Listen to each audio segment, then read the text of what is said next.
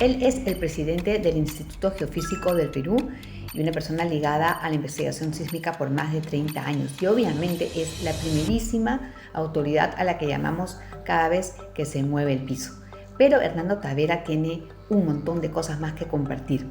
Por ejemplo, estuvo en Japón en el 2011, justo el día del gran terremoto grado 9 que sacudió la isla y causó tanta devastación. Él pudo ver en primera persona no solamente cómo se movía la tierra, sino cómo se comportaba un país, cómo había aprendido una sociedad de todos los terremotos anteriores.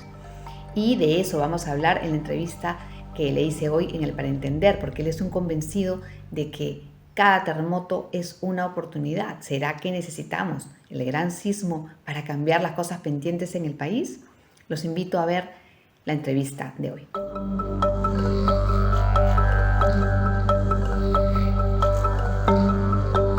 Somos un país altamente sísmico por naturaleza y realmente todo lo que vemos en superficie, cordilleras, quebradas, valles, todo es producto de la actividad sísmica. Eso es algo que la población no logra comprender. O sea, el hecho, por ejemplo, que tengamos agua para beber que viene de la cordillera, se lo debemos a los sismos, porque los sismos son los que formaron y los que mantienen la cordillera a esas alturas en las que tenemos ahora.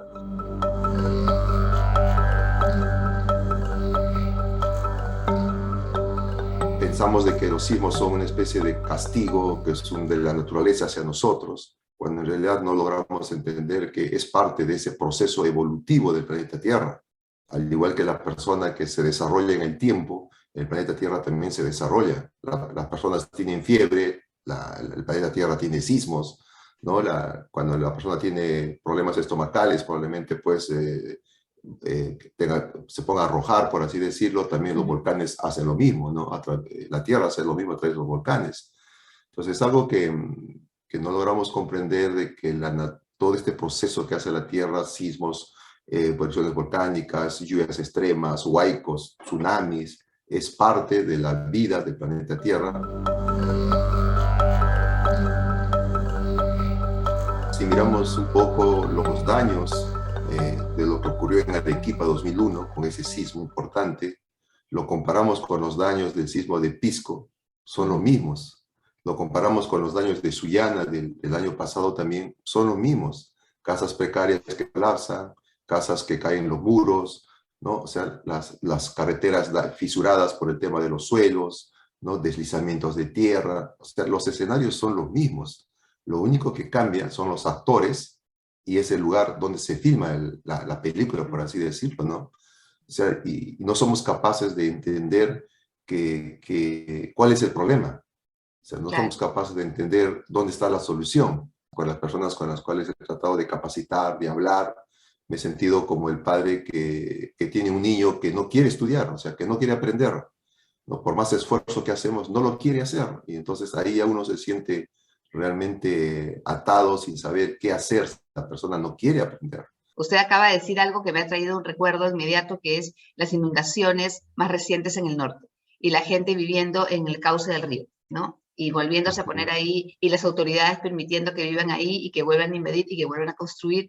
Y un señor, una reportera le preguntaba, ¿pero por qué volver a construir? Acá sí sabe que tarde o temprano va a arrasar su casa y posiblemente usted muere y su familia. Y él le dijo, porque así lo querrá Dios. Yo me preguntaba, ¿usted realmente cree que Dios quiere que usted se muera por estar en medio de un desastre que ya se puede prevenir?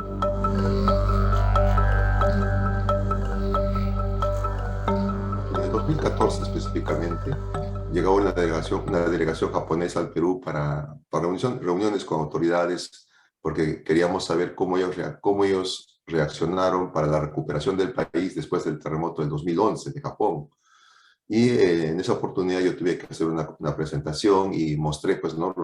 El tipo de viviendas que hay en Lima. Y el investigador japonés se interesó y me dijo, ¿podemos ir a ver esas viviendas? Y fuimos con unos amigos de INDECI, fuimos en una cúster a mirar para las viviendas por uno de estos distritos. Y el japonés fue muy sorprendido, se quedaba muy sorprendido mirando el tipo de viviendas. Y mi amigo, el de INDECI, le pregunta, ¿no? Profesor, aquí en el Perú existe una norma para construir. ¿Cómo hacen en Japón para que la población acate la norma? Y el japonés simplemente dijo, nosotros no hacemos nada, está en la cultura de la población. Entonces, al final uno entiende que realmente el tema cultural es básico en todo desarrollo de un país, El ¿no? tema Y sí, cultural y de educación, doctor Tavera, educación, exactamente, de hacer que esto sea algo exactamente, permanente. exactamente. Y volviendo a Japón, en los años 70, todo era el boom de la predicción del terremoto y las comunidades científicas trataban de ser las primeras en encontrar el camino para predecir el terremoto. Los japoneses dijeron, no podemos predecir, es imposible, vamos a prepararnos. Y desde los años 70 su política de educación cambió. Yo he leído que el 7% de su presupuesto lo invirtieron en educación. Y en los años 70, esa juventud que se preparó, ahora dirige el país, ahora son padres de familia. O sea, hay una escuela que transformó la cultura de este país, ¿no?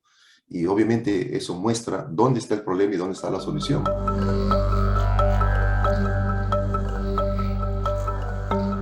Tuve la suerte de estar en campo abierto el día del terremoto con colegas peruanos y también japoneses. Y luego que terminó el sacudimiento del suelo, que fue muy intenso realmente, pude ver a las personas subir en grupos, ¿no? Con sus mochilas, agarrado de la mano de los niños, con su familia, subir a las partes altas, porque curiosamente estábamos muy cerca de una zona de playa, ¿no? Y nosotros tratamos de una manera de trasladarnos a la ciudad, queríamos trasladarnos a Tokio, básicamente. Encontramos una ruta que nos orientaron, llegamos a Tokio, y en Tokio pues lo primero que pude ver es de que teníamos que trasladarnos a pie, y pude ver en las autopistas, que hay autopistas aéreas, vimos vehículos que estaban estacionados prácticamente en fila, ¿no? Como quien deja el vehículo y se va a su casa. Ingresamos a la estación del metro subterráneo, porque era la única manera de cruzar semejantes avenidas, y en el interior pudimos ver a personas de Semillada de Defensa Civil que repartía bolsas de dormir a la gente que se iba a quedar a pernoctar porque ya no había tren. Salimos de ahí, llegamos al hotel y obviamente al día siguiente era mi interés de tomar fotografías. Todos queríamos tomar fotografías. Volvimos a ingresar a este metro del tren, ¿no? A subterráneo, y nos encontramos que la gente equivalente a Defensa Civil estaba recogiendo las bolsas de dormir que estaban arrimadas cada cierto tramo. Entonces yo me preguntaba, esto en Perú no va a pasar, ¿no? Salimos hacia afuera nuevamente y ya vimos personas que estaban de pie al lado de los vehículos que estaban estacionados en las autopistas, ¿no? Y pregunté al colega japonés, digo, no, ¿qué hacen ahí? ¿No? ¿Se van a llevar el vehículo? Y me dijeron, no, están esperando que venga el dueño del vehículo que está delante o está atrás para sacar. ¿Que van a esperar todo el día? Le digo, no, me dice, ahí ellos marcan en el celular la placa y le sale el nombre de la persona y el teléfono, y ellos llaman a la persona y simplemente esperan que venga. O sea, Es qué una maravilla, coreografía, es una qué coreografía. maravilla, qué maravilla, ¿no? Y cruzamos otras avenidas y encontré una fila de personas muy grande, era una serpiente. Entonces rápidamente avancé qué es lo que hacían, ¿no? Y el japonés me volvió a explicar, ¿no? Es la fila para que puedan tomar el bus que los va a llevar a sus pueblos, porque como no hay tren, el bus los va a llevar. O sea, era una fila. Entonces yo me imagino Increíble. en el Perú, pues no va a ser una fila, Va a ¿no? ser Y curiosamente, como en la fila, más. a cierta distancia del bus, había una mesa donde tenían cajitas que era el desayuno. Y nadie se abalanzaba sobre esas cajitas, simplemente pasaban y recogían las cajitas que necesitaban. O sea, era una experiencia realmente increíble de cómo una sociedad puede mejorar, ¿no? Con una respuesta positiva hacia el país, ¿no? Y a veces nos preguntamos, ¿no? ¿Cómo es que Japón ha progresado? ¿Cómo es que Chile ha progresado y nosotros no podemos hacerlo?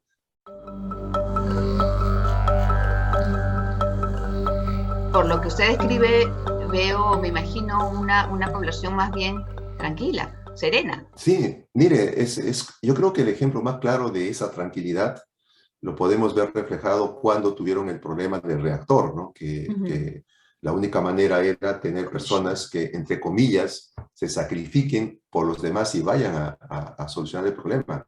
Había mucha, ¿cómo se llama?, incertidumbre, pero el emperador salió a hablar simplemente 5 minutos, 10 minutos habló, y al día siguiente o a las horas siguientes ya se tenían las 50 personas que iban a ingresar a este reactor. A Fukushima. Y eso lo llegué a entender cuando regresé a Perú y a la semana me invitaron a un canal de televisión a dar una charla, ¿no? O, perdón, una entrevista, y me encontré con una persona que tenía todos los rasgos japonés. Y la primera pregunta que le hace la persona que nos entrevistaba le dice, díganos por qué la reacción de la sociedad japonesa de esa manera. Y él dijo algo que me dejó marcado. El tema es que en Japón la sociedad se basan en cuatro principios o tres principios, ahora lo vemos. ¿Y cuáles eran? Confianza en uno mismo, confianza en los que le rodean y confianza en sus autoridades. Entonces yo dije, ahora entiendo todo lo que he vivido en Japón.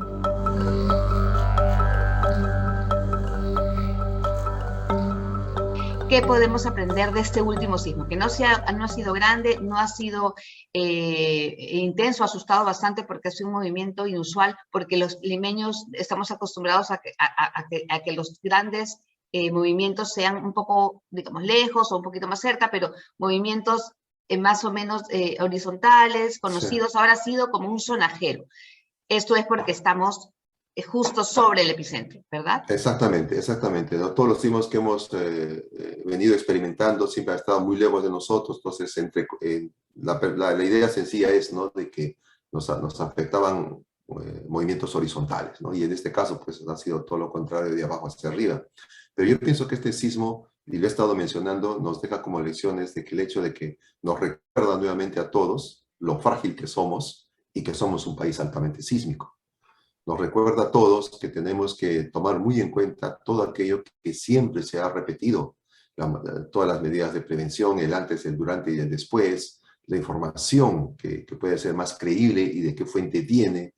Nos recuerda que tenemos que revisar cómo hemos construido nuestra casa, nos recuerda que tenemos que ver sobre qué suelo hemos construido, nos recuerda que tenemos que mirar nuestro entorno, nos recuerda que tenemos que trabajar con la familia, tenemos que asumir nuestro rol responsable de cabezas de familia para trabajar con nuestra familia y orientarles qué es lo que hay que hacer en una casa de un piso, en un primer nivel, cómo salir afuera, en segundo, tercer nivel, dónde ir inmediatamente cuando decimos se esté produciendo, ¿no? Y qué es lo que cayó dentro de casa, por ejemplo, ¿no? Se cayeron objetos, ¿por qué se cayeron? ¿Cómo los corregimos?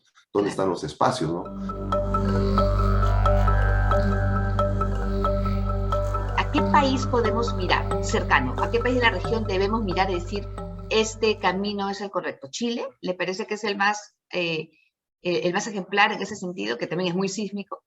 Chile en los últimos 50 años ha tenido cerca de una docena de sismos grandes, ¿no? Es más, en un documento de los colegas, ellos ponían que Chile se preparaba porque sabían que cada 10 años por lo menos tenían un sismo importante, ¿no? Entonces, esta gran cantidad de eventos sísmicos ha permitido que Chile vaya cada vez mejorando su modo de construcción, porque han ido evaluando las construcciones que hacían. Y con cada sismo han ido mejorando sus modos de respuesta, con cada sismo han ido mejorando la cultura de prevención de la población. Entonces uno dice, ¿cómo Chile llegó a ese nivel ahora, ¿no? Con todas las experiencias vividas con todos estos sismos. ¿Qué le falta a Perú para que pueda llegar al nivel de Chile? Chile ha aprendido esto en los últimos 50 años, 100 años, con todos los sismos que han ocurrido. ¿Qué le falta a Perú para que aprenda lo mismo que aprendió Chile? Le falta sismos, ¿no? O sea, esta aparente reacción de los peruanos, cada vez que ocurre un sismo, los peruanos reaccionamos como si fuera la primera vez que ocurre. Y eso no es cierto, ¿no? La parte positiva es todo lo que le he mencionado, ¿no? El hecho de que nos recuerde dónde vivimos creo que ya es algo muy importante, ¿no? Porque nos ha hecho reaccionar y nos ha hecho preocupar, nos ha hecho intentar ver lo que no queremos ver todos los días, ¿no? Y al final es una especie de miedo con el cual queremos cambiar las cosas, pero créanme que ya probablemente ya todos se han olvidado del sismo, probablemente.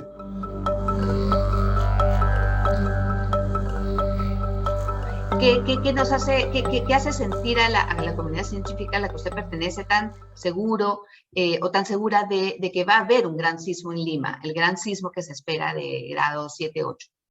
¿Por Mire, qué? en realidad los sismos son cíclicos, ¿ya? Eso es una regla.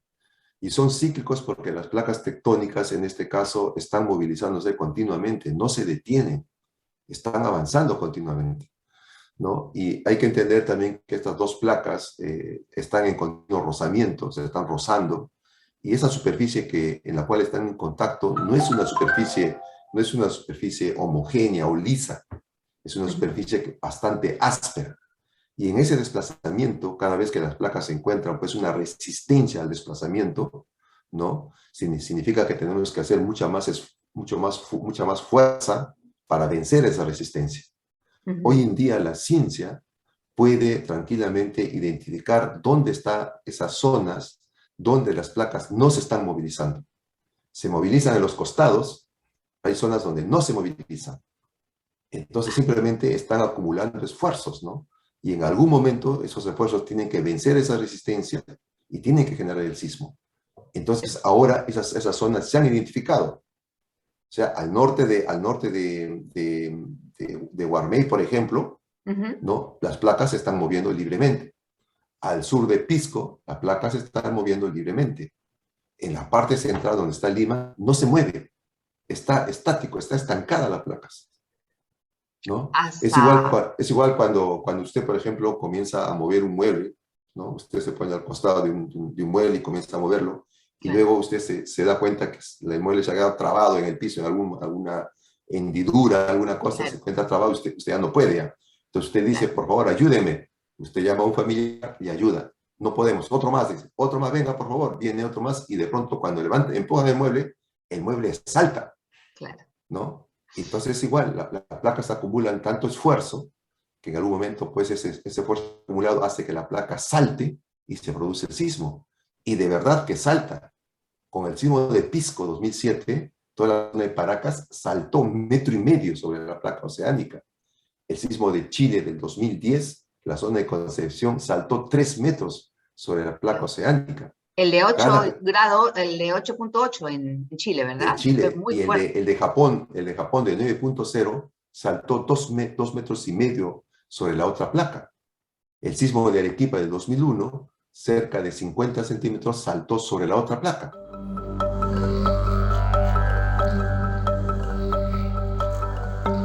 Hace años atrás la población esperaba que se les diga cuándo va a ocurrir un sismo. Por lo menos decían, por lo menos quiero saber dónde va a ocurrir. Ahora la ciencia nos dice, mira, va a ocurrir un sismo aquí, puede tener estas magnitudes, el suelo puede sacudirse con estos niveles de sacudimiento, ¿no? Ahora dime qué más necesitas, ¿no? ¿No? O Claro. sea, Quieren que claro, o le sea, pongan esto, fecha. Quiero que me digan exactamente, ¿no? dónde y en qué hora para ver si estoy o no estoy en casa. Claro, o sea, Pero ya a veces también pienso que si le decimos la fecha, Ujú. probablemente nadie haga nada hasta un día antes, ¿no? Exacto. O sea, al final no estamos solucionando el problema, ¿no? Si ahora te estamos diciendo, ten cuidado porque aquí va a haber algo, haz algo, no lo estamos haciendo, no sabría decir qué tanto cambiaría si le damos la fecha, ¿no?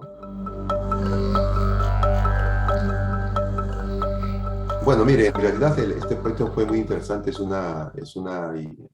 proyecto que empezó en México, ¿no? Y lo que ellos trataban de aprovechar es algo muy sencillo. Las ondas sísmicas viajan a velocidades de 8 kilómetros por segundo y la Ujú. comunicación de radio viaja a velocidades de la luz. Es decir, estamos teniendo la competencia entre la liebre y la tortuga, ¿no? Entonces, esa diferencia de tiempos de llegada es lo que la ciencia quiere aprovechar para decirle a la población, prepárate, ¿no? Antes que llegue la tortuga, prepárate, ¿no? Porque va a haber un sismo o porque las ondas sísmicas van a sacudir el suelo. Entonces Claro. nosotros estamos colocando sensores muy cerca de la costa porque es lo más cerca que podemos Ujú. llegar a donde ocurren los sismos, ¿no? Y el primer sensor que registre el sismo, inmediatamente en milésimas de segundo, nos va a decir cuál es la magnitud del sismo y dónde está el epicentro del sismo. Y Ujú. con esa información inmediatamente avisa a las áreas urbanas, ¿no? Prepárate, porque en pocos segundos viene una onda sísmica que te va a sacudir el suelo. Entonces, en esta concepción tan sencilla, el proyecto está ejecutándose. Es un proyecto que ha sido programado para 2 años y medio antes que empiece la pandemia. mis colegas mexicanos, por ejemplo, después de casi 25 años que tienen el sistema mejorando cada vez más, ellos me decían, el proyecto funciona, pero la componente más difícil que hasta ahora, después de 25 años, no hemos logrado cumplir la satisfacción, es lograr que la población sacar provecho de este proyecto. No hemos logrado capacitar realmente a la población.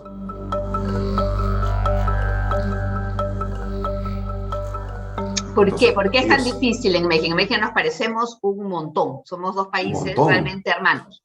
En cuanto a crecimiento, caos, pensamientos mágicos, somos muy parecidos. ¿Qué ha pasado en México? Ahí viene mucho de lo que comentábamos hace un momento, ¿no? La desconfianza, ¿no? O sea, suena la sirena y dicen, ¿será un sismo o no será un sismo? ¿Salgo o no salgo? En México no, en México suena inmediatamente, ¿no? Perdón, en Japón, inmediatamente, o sea, inmediatamente, ¿no? Entonces, eso es lo que nos genera el problema. Y créame que si cuando demos una alerta y el suelo no se sacuda tan fuerte, estoy seguro que nos van a decir, ¿para qué hacen sonar las sirenas si decimos no va a ser tan fuerte? Me han hecho fallar aquí, me han hecho equivocar aquí, y no son capaces de entender, no van a ser capaces de entender que el solo hecho de haberme desplazado, así no sea sacudir mucho el suelo, ya estoy aprendiendo.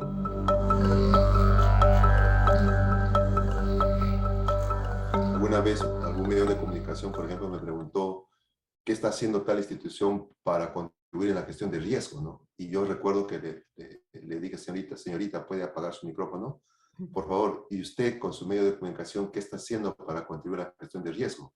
Entonces me dijo, no sé, ¿qué hacer? Difundir la ciencia, pero no una ciencia que saco de internet, sino hablando a las personas que saben, dar espacio a las personas que saben para hablar de ciencia. Y le dije, acuérdese cómo México redujo el porcentaje de analfabetos, con esa serie que probablemente usted vio, Plaza Sésamo, ¿no? Y esos programas faltan para cambiar la cultura de la población.